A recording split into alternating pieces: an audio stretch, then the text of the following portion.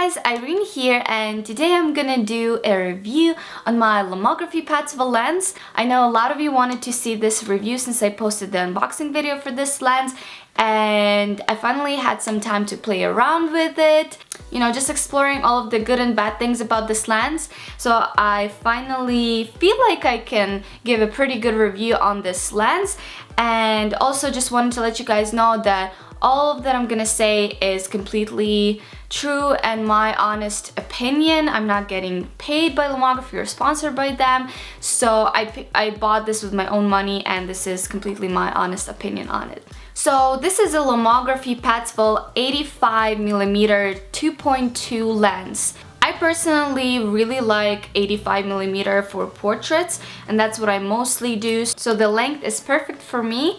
Also, not to mention that this lens looks pretty awesome, and just overall like aesthetics of it made me appreciate the lens even more. It's just so cool to have something like this in your camera bag, and every time I pick it up and start shooting with it, it's just a conversation starter. Another plus for this lens would be the price, in my opinion. This is $600, and I think that with the quality that you're getting and with the amount of money that you're paying for it, it's pretty fair. So let's just continue with the positive stuff and talk about just the final product that you're gonna get with this lens.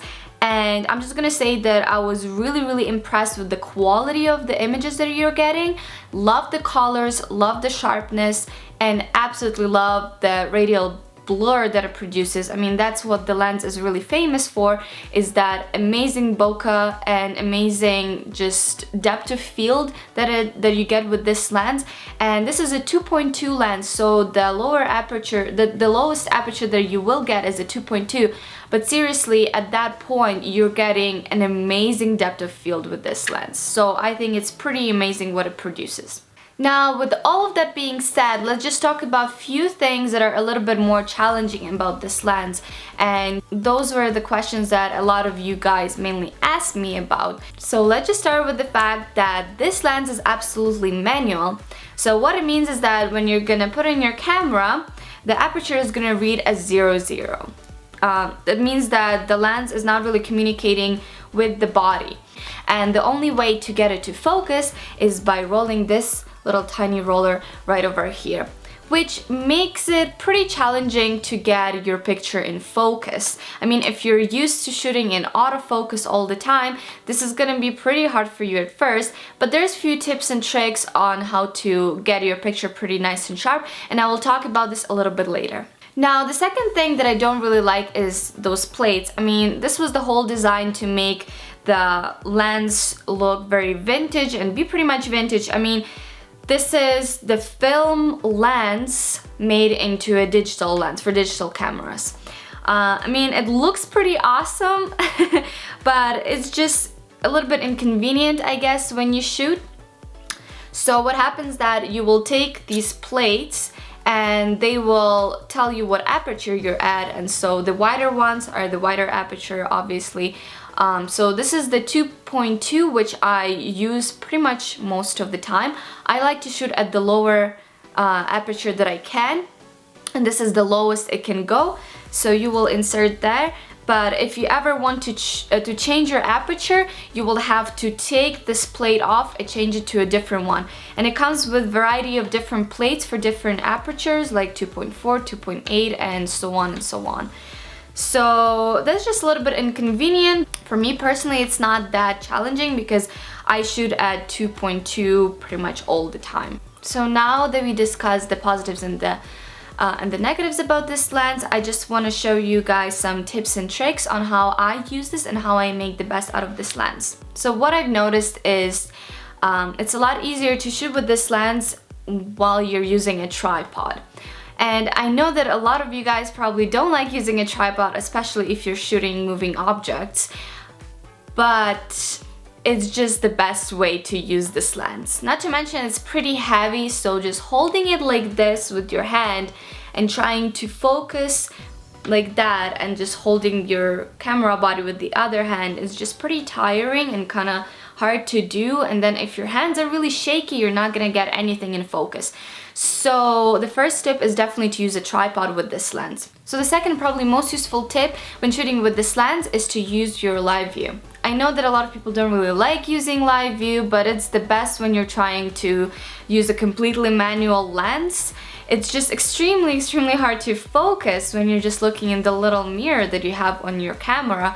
It might look like it's in focus, and trust me, I've done this mistake hundreds of times now shooting with this lens. And when you come home, you look at the pictures and they're slightly out of focus. So now that you have your lens on your tripod, you're gonna switch into live view, position the model however you want it in the shot, zoom in on her eyes, like really close, then you're gonna focus, rolling this, and the little, even slightest movement will like make a difference in the focusing. So be very careful of how you do it and then you can take a picture. I know it seems like a lot when I talk about it, but once you get a hang of it, it goes pretty easy and fast. So I would say just have to get used to shooting with this lens, and again, once you get a hang of it, it's quite easy. So just to summarize everything that I've said, and it seems like I've said a lot of negative about this lens, I actually really love it. I think it's extremely unique and it's so different. It doesn't produce anything like any other lenses that I've seen. And I will insert right now some pictures actually comparing it to my Canon 85mm lens. I've shot this at the same exact settings as my Lomography lens, and you can see the difference of what the Lomography can do. It just creates such a magical blur. Like, I don't know how to describe it. You can probably see it from the pictures yourself. And so I think that all of these extra steps that you have to take with this lens are definitely worth it. And also it just makes you appreciate every single shot that you do, because you just have to put so much more work into it. I don't know if it makes sense, but for me, sometimes it just gets too easy and I want to explore new things and new ways of doing things, and you know, in photography. And I think that it was definitely a good investment.